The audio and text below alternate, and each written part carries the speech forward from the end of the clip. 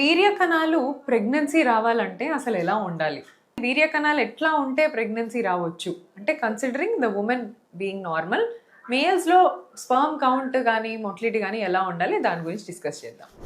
So మేల్స్లో చేసే ఒక important test వచ్చేసి స్పర్మ్ అనాలిసిస్. సో వాళ్ళకి ఎక్కువ టెస్ట్లు ఉండవండి మేల్స్లో, బికాజ్ ప్రెగ్నెన్సీ కోసం కావాల్సింది వీర్యం శాంపుల్ ఇస్తే మనం దాంట్లో ఎలా ఉన్నాయి స్పర్మ్స్, ఎలా కదులుతున్నాయి, ఇవన్నీ చెక్ చేస్తాం అన్నమాట. సో ఫస్ట్ స్పర్మ్ శాంపుల్ ఇవ్వాలంటే ప్రీ రిక్విసైట్స్ ఏముంటాయి? So 2 to 3 days of at least abstinence is important and not more than a week also. So కలిసి ఉండి 1 week దాటిందంటే కూడా శాంపుల్ ఇవ్వడానికి పనికిరాదు. సో 2 to 5 or 6 days వరకు వీ యాక్సెప్ట్.